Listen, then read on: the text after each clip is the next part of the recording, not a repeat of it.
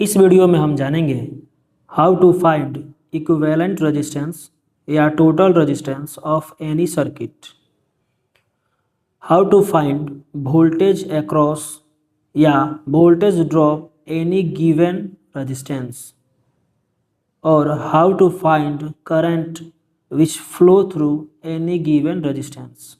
यानी कि इस वीडियो में हम इक्विवेलेंट रेजिस्टेंस निकालना, किसी भी दिए गए रेजिस्टेंस के अक्रॉस या उससे जो वोल्टेज ड्रॉप होता है उसे निकालना और किसी भी दिए गए रेजिस्टेंस से कितना करंट फ्लो हो रहा है उसे भी निकालना सीखेंगे।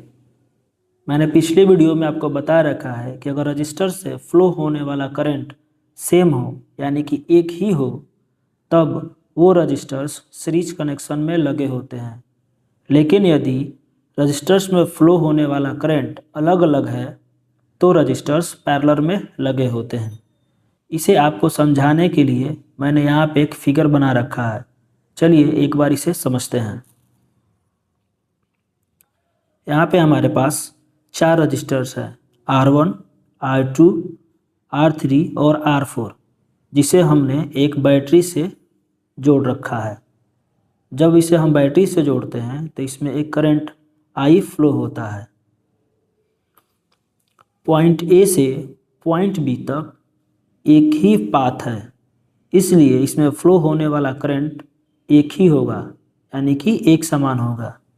इसलिए R1 और R2 रेजिस्टेंस सीरीज में लगे हुए हैं, जबकि जब करंट I पॉइंट बी पे पहुंचता है तो ये दो हिस्सों में बढ़ जाता है, I1 और I2।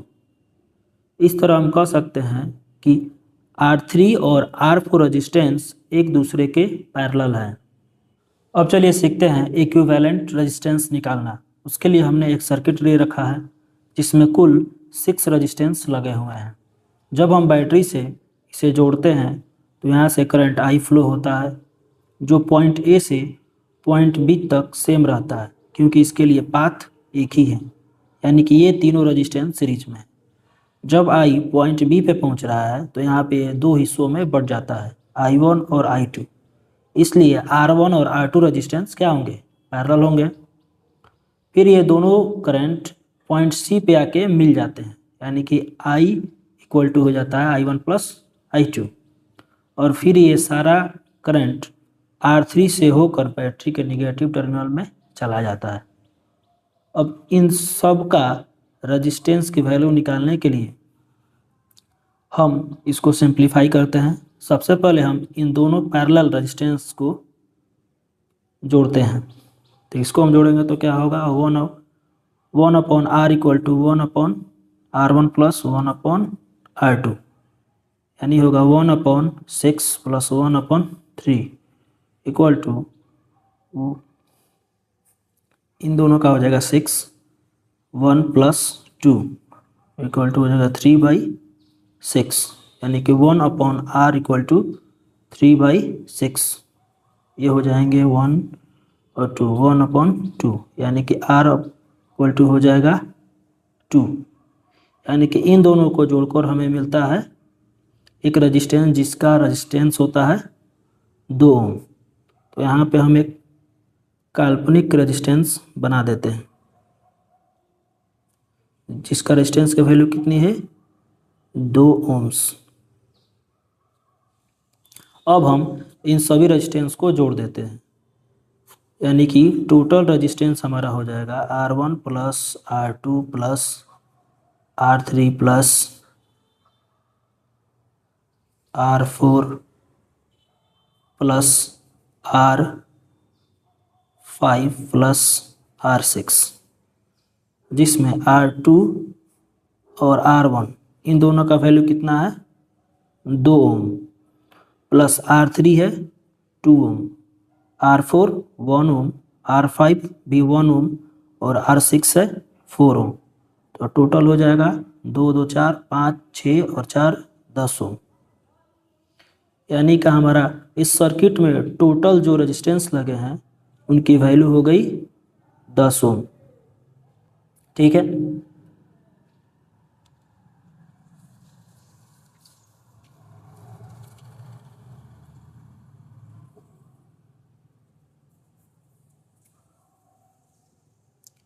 अब हम इस सर्किट में जो टोटल करंट आई फ्लो हो रहा है उसका वैल्यू निकालते हैं। चूँकि हम जानते हैं V इक्वल टू होता है आई आर, यानी कि I इक्वल टू हो जाएगा V अपॉन आर। V यहाँ पे कितना है? V है 20 वोल्ट, 20, और रेजिस्टेंस, टोटल रेजिस्टेंस 10 ओम्स, तो ये हो जाएगा 2, यानी कि I इक्वल टू कितना हो गया? 2 एम्पियर। अब यहाँ पे हमें 3 चीज़ें मालूम है।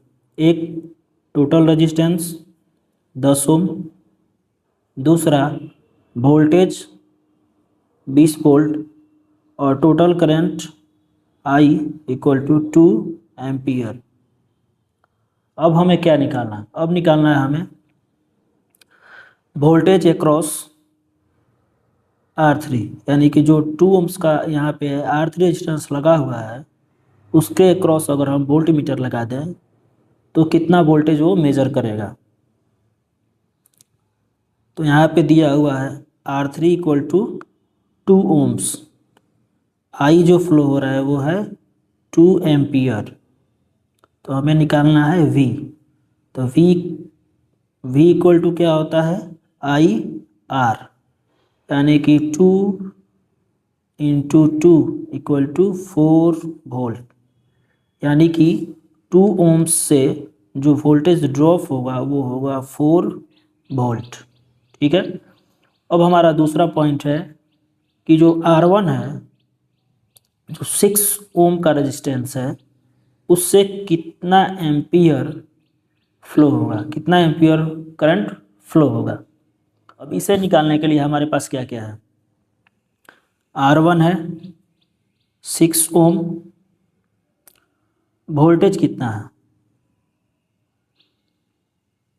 वोल्ट हमें पता नहीं है, और आई भी जो है वो भी पता नहीं है।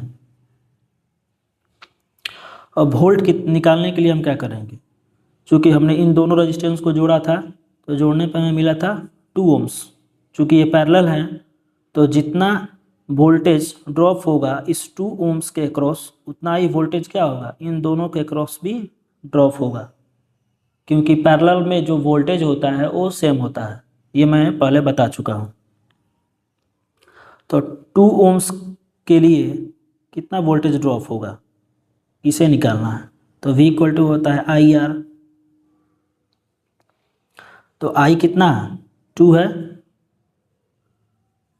I की वैल्यू हमने निकाला था, यहाँ पे 2 है, 2 इंटू आर के वैल्यू भी 2, यानी कि यहाँ पे 4 वोल्ट होगा। यानी कि 2 ओम या 3 ओम या 6 ओम, इन तीनों रजिस्टेंस से जो वोल्टेज ड्रॉप होगा वो 4 ओम्स होगा, क्योंकि ये तीनों रजिस्टेंस पैरेलल हैं। अब चलिए, तो यहाँ पे हमें मालूम चल गया कि R1 के लिए जो V है यानी वोल्टेज ड्रॉप है वो कितना होगा? 4 वोल्ट। ठीक है, मैं एक बार फिर बता दूं कि ये जितना वोल्टेज ड्रॉप 2 ओम्स के रेजिस्टेंस से होगा उतना ही वोल्टेज ड्रॉप इन दोनों रेजिस्टेंस यानी R1 और R2 से भी होगा। तो इसके लिए भी जो वोल्टेज ड्रॉप होगा वो 4 वोल्ट ही होगा। तो R1 इक्वल टू है, मान लीजिए हमें इससे निकालना है कि इस रेजिस्टेंस से होकर कितना करंट फ्लो हो रहा है। तो इसके लिए R1 हो गया हमारा 6 ओम, वोल्ट हो गया 4 ओम्स, 4 वोल्ट,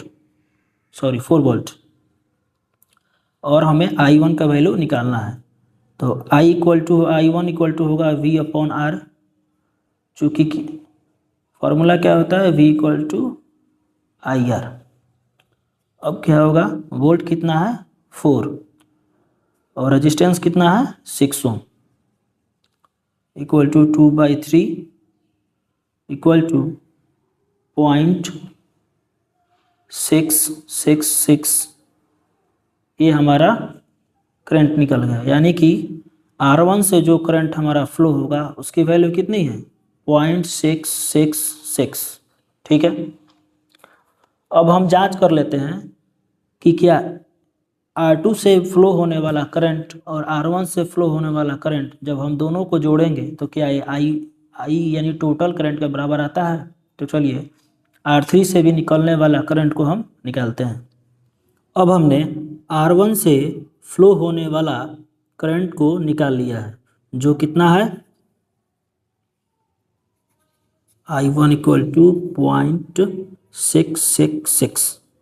अब चलिए ये R2 से यानी कि 3 ओम्स के रेजिस्टेंस से कितना करंट फ्लो हो रहा है उसे भी निकाल कर हम R1 के करंट से जोड़कर देखते हैं कि क्या ये दोनों करंट मिलकर टोटल करंट के बराबर हो रहा है कि नहीं।